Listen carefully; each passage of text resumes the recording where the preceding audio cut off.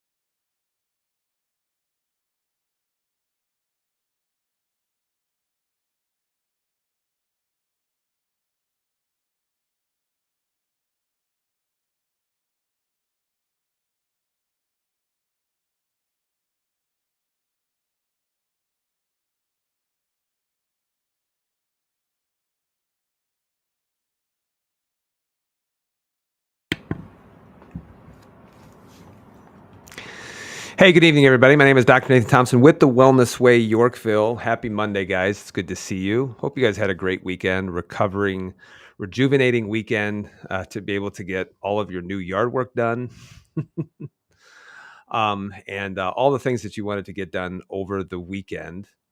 So it's good to see. If you're watching right now, say hello. Let me know where you're watching from. I'm going to help you see something from a little bit different perspective. And I want you to be able to see it from my perspective, but it has to do with blood sugar issues, type 2 diabetes. The title is Type 2 Diabetes Helps You Live Longer. What? I'm going to show you it from a different perspective, how the body adapts, how the body starts to adapt in order to kind of rob Peter to pay Paul, in order to protect you, in order to help you live longer. So if you talk about diabetes, like insulin resistance and things like that, I'll show you what the body's trying to do to help you live longer.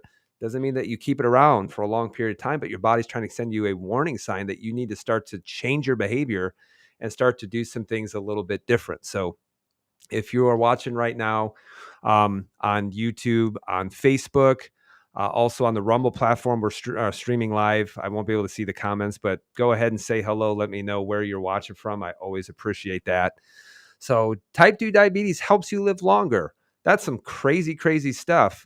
Dr. Nate, please help me to see this from a different perspective, please. And if you are someone who does have type 2 diabetes, you have blood sugar issues, and if you're from the Chicagoland area, our next inflammation event to work with us exclusively is going to be on Tuesday, April 8th at 6 o'clock p.m. This is an in-person event. So whether you have, problems or challenges when it comes to weight loss, even cancer, infertility, thyroid issues, joint pain, type 2 diabetes, any kind of autoimmune conditions that are going on. In addition to that, hormone imbalance. I'll help you to see it from a different perspective and help you to understand this is where you need to start. And so make sure that you get registered for that event. It's a free event to attend. It's an in-person event. So make sure that you are from the Chicagoland area. All you have to do to register for that event is just click on our link tree. You'll see that on all our socials. And if you click on that, the first thing to come up is going to be the inflammation event. So go ahead and click on that on our link tree profile.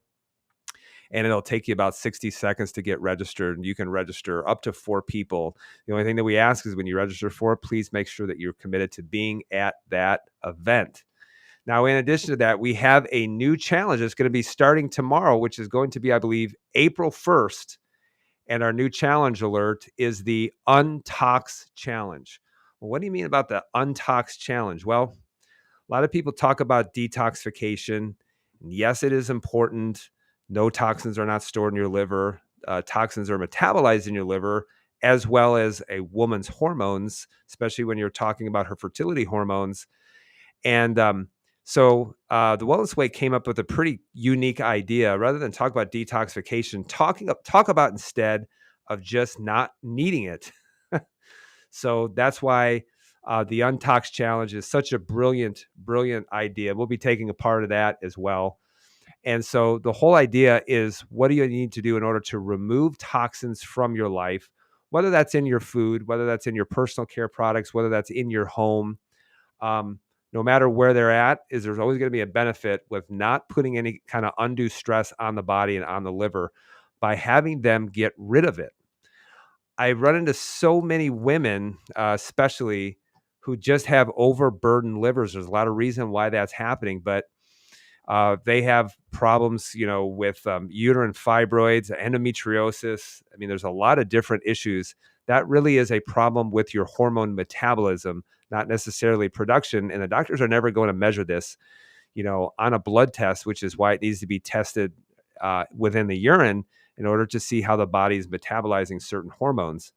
So the liver is responsible for metabolizing your hormones. There's other, things that are going on with the gastrointestinal system and the kidneys and things like that. However, one of the things that we're really trying to focus on, and this challenge that's coming up, is to really focus on not doing anything to put any kind of undue stress on the liver. So all you have to do is, if you go to the wellnessway.com/guides, it'll go to this page, and then you can actually enter your email address and download all the resources for free. In addition to that, we have a whole Facebook group, I think with about 25,000 people that will be taking part of it as well. And I know that in January we did a no sugar challenge. We've done the protein challenge. This month is going to be the Untox challenge. And then I know that we've also done a sleep challenge as well. So there's a lot of different things that are there to help you improve your life, and they're all free. But make sure you take part in that too, and do something that can move your health and move your life forward. So make sure you get registered for that. In addition to that, if you go to our Linktree profile, you'll also see that I have put the link. So if you go there and you just type, you put in guides, the Wellness Way, the Untox Challenge guide. If you click on that, that will take you directly to that page. Enter in your email address, and then you'll be able to download all those free resources that the media team has put a tremendous amount of time in order to be able to help you through that process and help you through that journey. So make sure you get registered for it, take part, and do something in order to help improve your life and improve your health. So let's get to the meat and potatoes of today. Type 2 diabetes helps you live longer. Dr. Nate, that's crazy and that's nuts. And you know why it's nuts? Is because you probably follow your high priest of health, which is your medical doctor, who led you into that situation. So before we go into it, I want to give a little trivia, and make sure too that I want you guys to answer this question as best as possible. All right. So here's the question, and I want you to put your answer in the comments. So you have 10 candy bars and you eat 7 of them. What do you now have? So put that in the comments, what you now have, and I'll answer that question very quickly. And the answer is this: you have diabetes. And if you are, my age, a little bit younger, definitely older, you'll know that this gentleman, Wilford Brimley, talked a lot about, he didn't call it diabetes, he called it diabetes. And there's medical doctors on social media that will be unnamed, but they even call diabetes, they call it diabetes. Makes you wonder, what on earth are they doing? So, but if you eat 7 candy bars after you have 10, it's not that you have 3 left. You probably now have a good, healthy case of diabetes as well. Now, the purpose of today is to help you to start seeing it just a little bit different. This is one of the things I talk about at the inflammation event, is I talk about, what if your quote unquote illness, what if it's not an illness? What if it's an injury? Or what if it's the body trying to adapt? And the same can be said when it comes to diabetes, especially if you're talking about type 2 diabetes. What if it is not an illness? What if it is an injury? And the reason why I call it an injury is because, if you sprained your ankle, you wouldn't say you have an ankle illness. You would say that you injured yourself. And then you would do everything you can to recover from that injury, but then you would also make sure that you don't re-injure it as well. So what if diabetes is kind of the same thing? What if it's an injury and not necessarily an illness? And through that process, the body will start to adapt to that, to do as much as it can in order to adapt and try to keep you alive as much as possible. The body does a wonderful job of robbing Peter in order to pay Paul. And that's what happens with a lot of things, is the body starts to adapt to it. And during that adaptation process, it actually helps you to live longer. But if the stressors become too high, then it just adapts into a disease process. The same could be said when it comes to autoimmunity. Same could be said when it comes to other illnesses. You got to stop looking at them as not as some kind of disease and you have to manage it. Really, how you have to look at it as an injury, and I need to figure out what I'm doing in order to further that process of injuring my body. If you start looking at it as an injury, should give you hope that maybe this is something that I could actually recover from, I can start to heal from. Um, but this goes down the road of, doctors giving you a disease. And once they give you disease, they give you no hope. They give you no direction, no cure other than drugs and medication and things like that. And in fact, I know a lot of doctors that just staunchly defend that mindset. And so the only thing I want you to do today is just look at it from a different lens. And actually, if you start looking at the body, you start saying, man, the body is brilliant. The body is magnificent. And that's why I always say we are magnificently created by God. And we didn't evolve from just crawling out of a soup of amino acids that happened to get struck by lightning. And then we, suddenly evolved into something that has this complexity going on.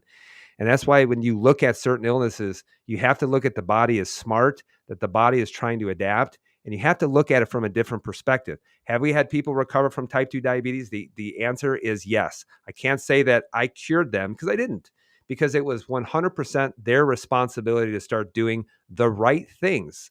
That's one of the biggest things is I tell people, you have to start doing the right things repeatedly over a course of time, because even when it comes to type 2 diabetes, insulin resistance and things like that, it just doesn't pop up overnight, and it doesn't pop up for no reason.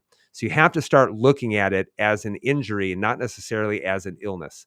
So if you look at diabetes mellitus, there's different types of diabetes. And I remember, learning this in undergraduate, and I was just taught to memorize it, and I wasn't taught to actually understand it, which is why there's a lot of doctors out there that just, they do a great job of memorizing things, but they just don't understand it. So here's what happens in a healthy, person. This right here, this is like the duodenum leading into the small intestine. And this is also the pancreas, which is responsible for the release of insulin. And that gets released, it's supposed to in proportion to the amount of sugar that you are consuming. So the pancreas releases insulin, and insulin is a hormone that acts like a lock and key on your cells that has to attach to an insulin receptor. And when that happens, it opens up the cell membrane through those receptors in order to be able to get glucose into the cell to be used as an energy source. So if that's happening on a healthy level in a healthy person, that's what it looks like.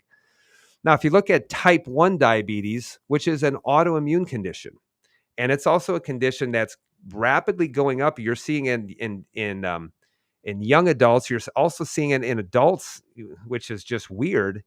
But you're seeing it go a lot faster than how quickly it should go up if it was genetic. And so everybody wants to say that it's genetic, and it's not. It's something that we are doing that's actually causing an autoimmune reaction. And by the way, it's not the body attacking itself. And that's the same thing when we talk about autoimmunity. Is maybe it's not the body attacking the immune system attacking healthy tissues because it's not programmed to do that. But in type 1 diabetes, one of the things that happens is there's been damage to the pancreas, and the pancreas can no longer, the beta cells of the pancreas can no longer produce insulin, in which you can't get glucose into the cell. If you can't get glucose into the cell, it's going to be floating around within the bloodstream. And that's why you can have very high elevations in blood sugar and things like that. Type 2 diabetes or non-insulin dependent diabetes means that the pancreas can produce insulin. But the problem is that the insulin receptors have adapted, or the insulin receptors have become damaged. And so that way, even though you have insulin, it can't attach this lock and key in order to get glucose into the cell. And that's why you'll see higher levels of insulin, but you'll also see high levels of blood sugar at that time. And yes, there's other types of diabetes too, because just because someone might have type 1 diabetes, they can also become a type 1, type 2 diabetic if their diet is bad enough, if they're consuming too much sugar.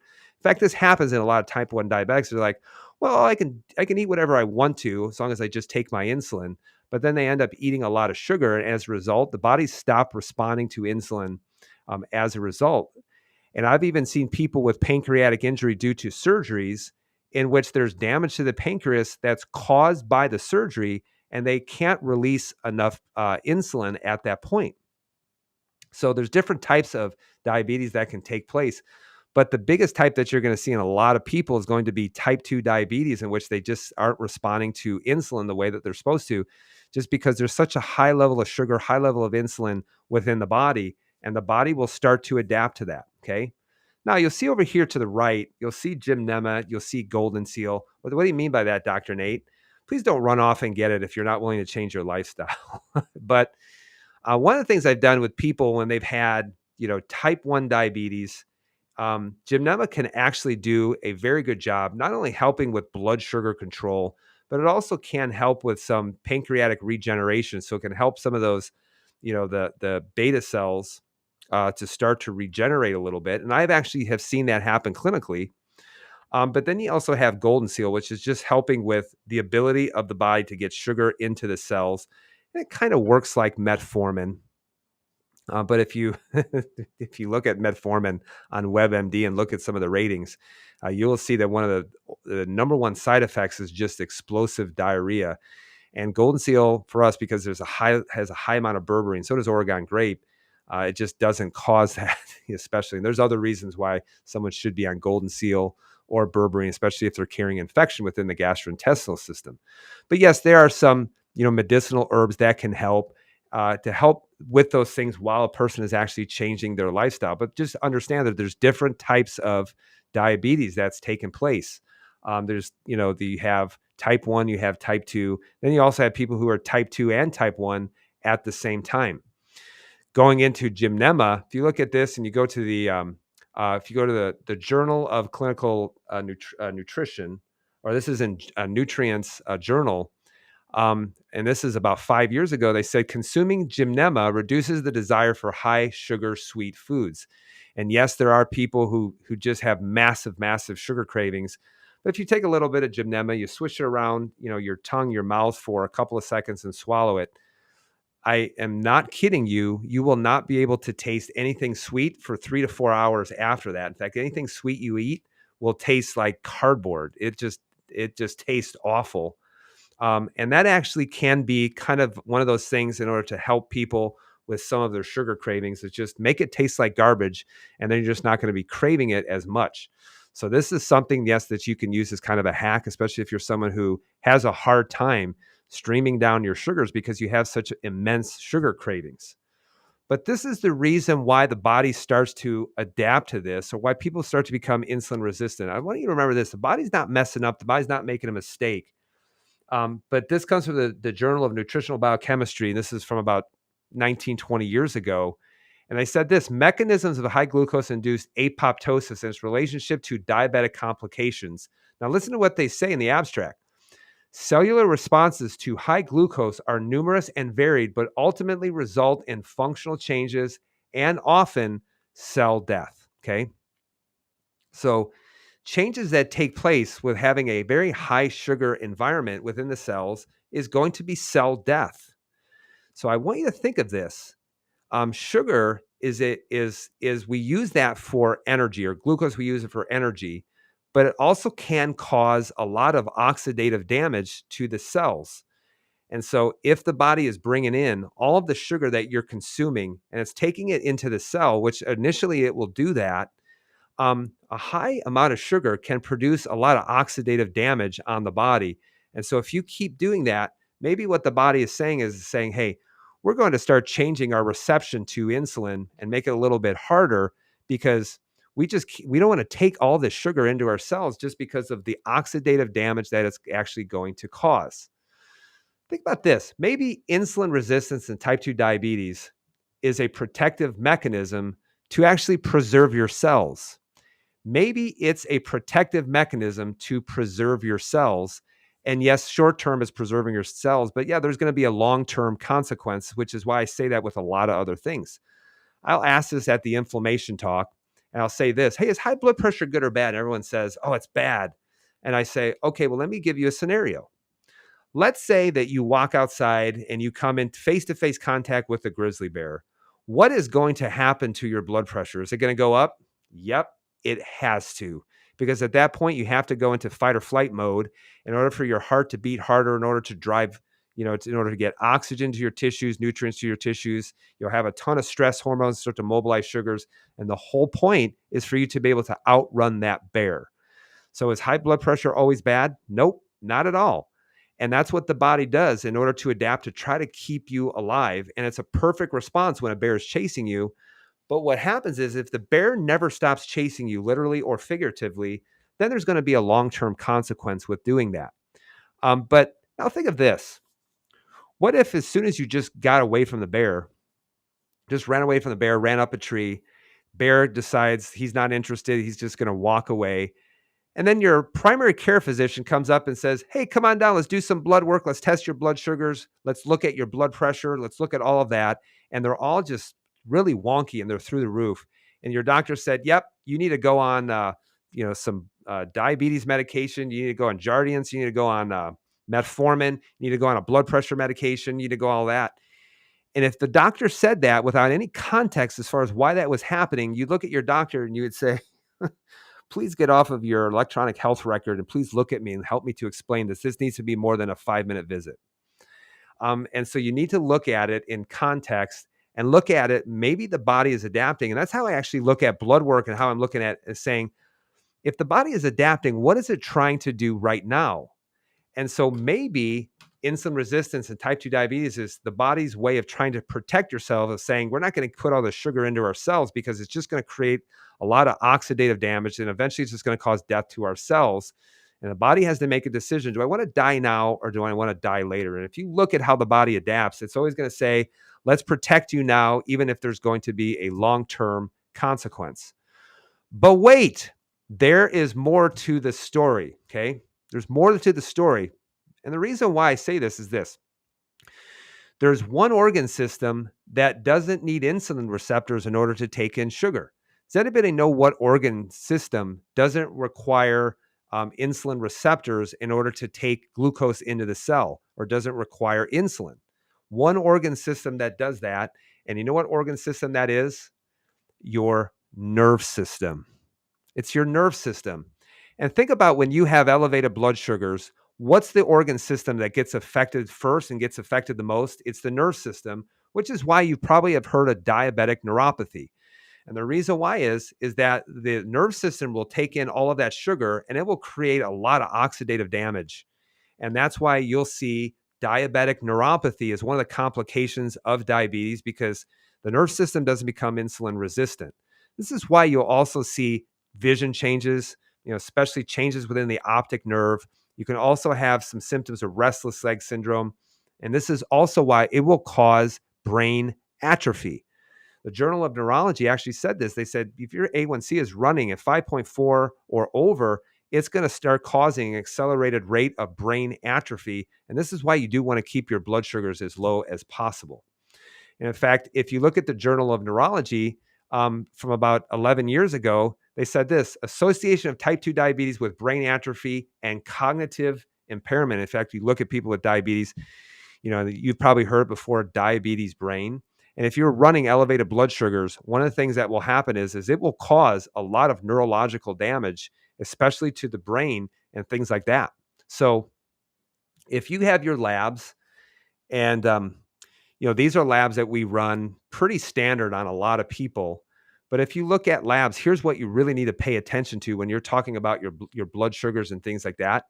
Number one, your A1C, which is your 90-day average of blood sugar, and it's basically looking at the glycation of your red blood cells, because red blood cells are soft tissue, and if you're running elevated blood sugars, it's going to damage your red blood cells. And it's looking at basically the glycation of your red blood cells. But basically, if you look at your A1C, you want to keep it under 5.4, which isn't even in pre-diabetes range. Pre-diabetes range isn't until you get to 5.7. And I will tell you this, if you're running that at that point, you're running into some issues. And there's probably been a long-term amount of brain atrophy that's taken place that, yes, can lead to dementia. You also want, if you look at your insulin levels, it's very easy to look at your insulin levels, and they shouldn't be sky high. So you shouldn't look at your A1C and, oh, it's under 5.4, but my insulin is at 28. You want your insulin levels to be low, under 5. And in fact, when I look at my insulin levels, usually they're running between 3 to 5.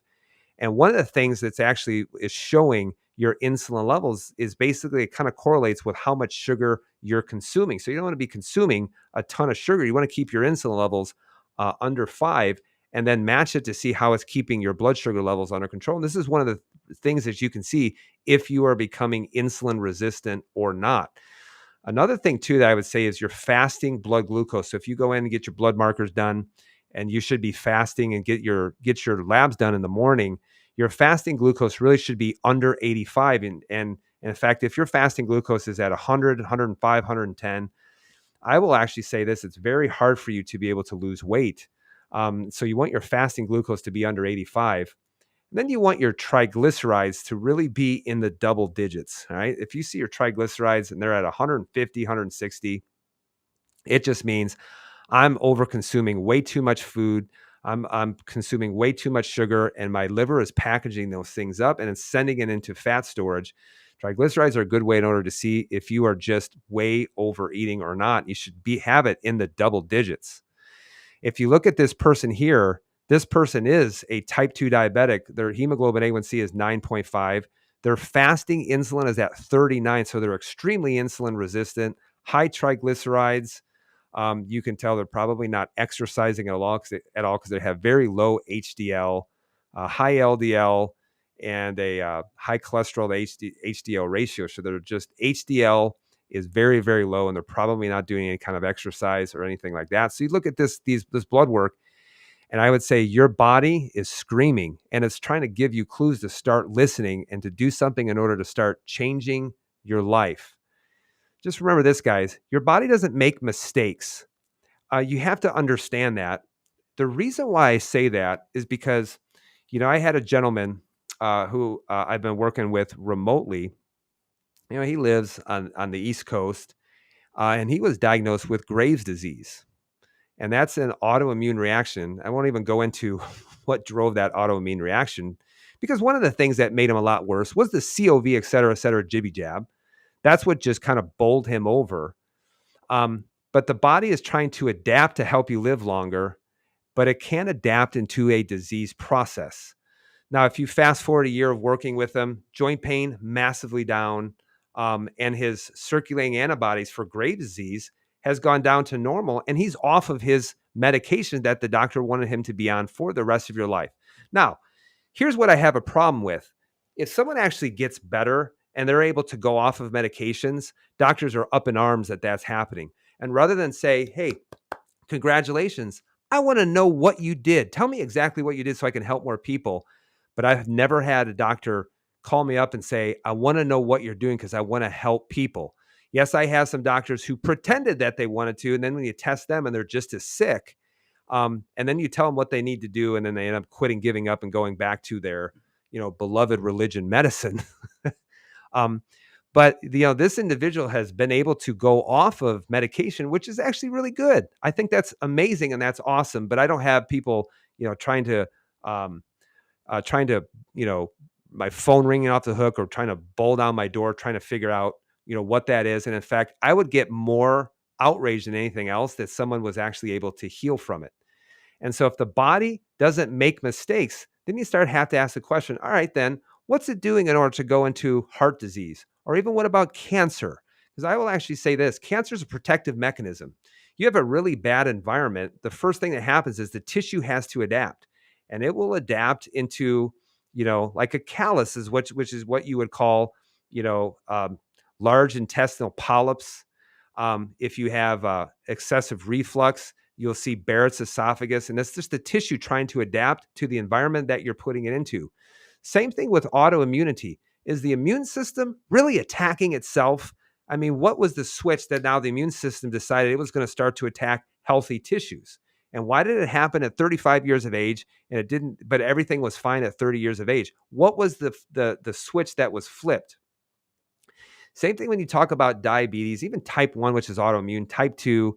What is causing the explosion in so many young people? What are we doing to their immune systems? Now I want you to think about hormones, because everybody talks about balancing my hormones, get my hormones under control, get them balanced. The thing is you have to say hormones are only responding to stressors. And so that's why you have to do a really good job of making sure that you're lowering down the stressors and then seeing how the body is starting to adapt to it. And it's the same thing with arthritis too. Arthritis is just the body trying to adapt to, lack of movement, immobility, and things like that.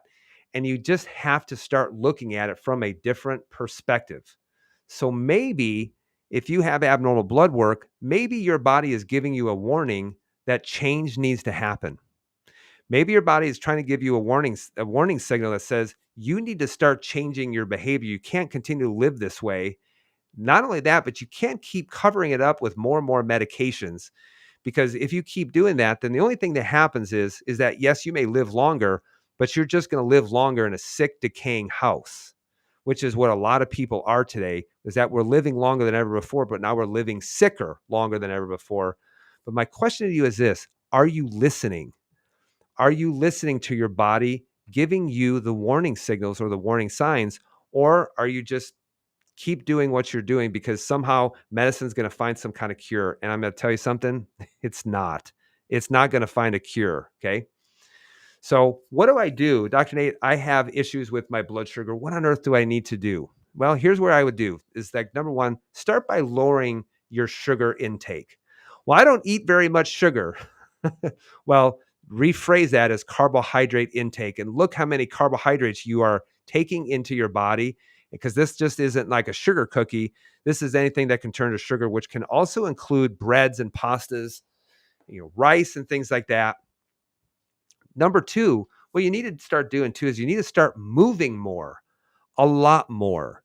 And you're going to notice that if once you start moving or stop moving, that's almost like the recipe for you becoming insulin resistant, for you becoming elevated blood sugars, eventually leading into type 2 diabetes. And this is why I say young people need to move, older people need to move even more, injured people need to move the most. This is why movement, guys, is so important. Number three is moving more. This is why a lot of people need to start doing some high intensity exercise. And I will work with people and say, it's time for you to start doing high intensity exercise. And then they're like, oh man, because it's scary.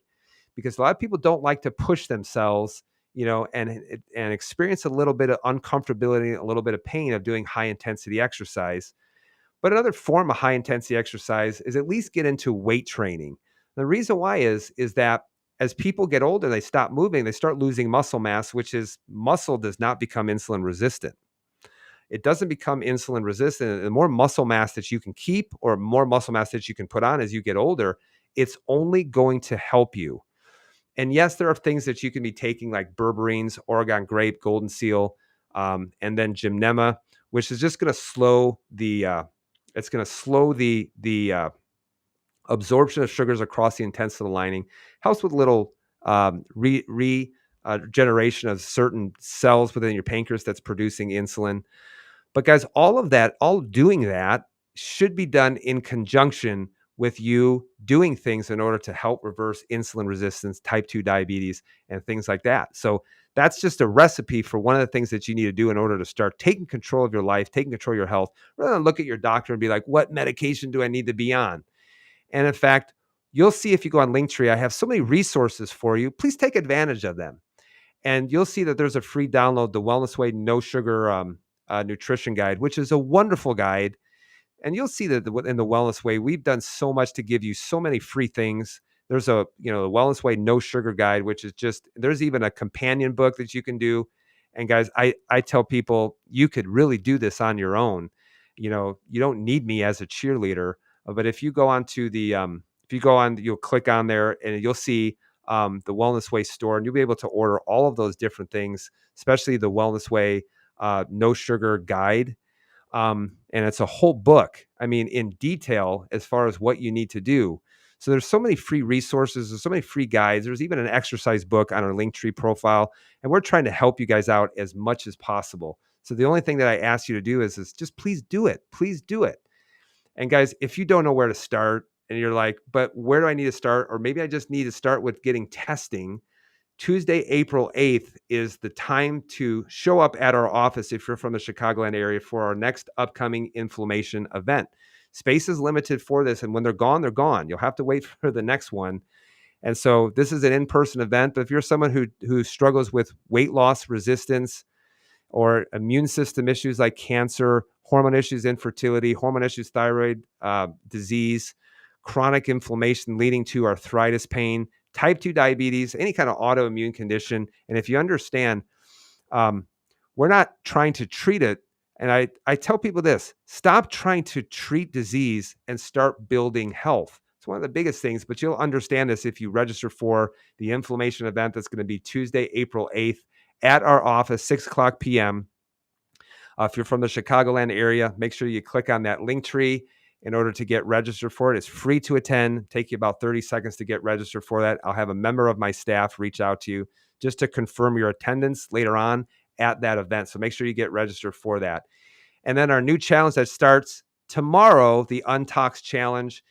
If you go to thewellnessway.com/guides, you'll be able to see this whole page, and you can download actually all of them if you give them their email address. It's free. Give your email address, and you'll be able to download the Untox Challenge Guide. But we'll be taking you through several weeks on what you can do in order to untox or get rid of toxins out of your diet, out of your personal care products, out of your home.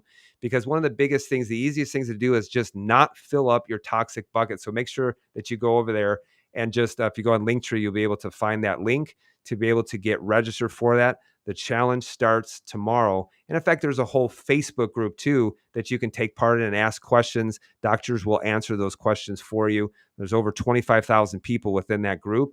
So it's a very good group for you to be able to get into. So type 2 diabetes, guys, remember this: it's an adaptation. It's the body trying to rob Peter to pay Paul to help you live as long as possible. But remember this: during that adaptation process, you can adapt into a disease process.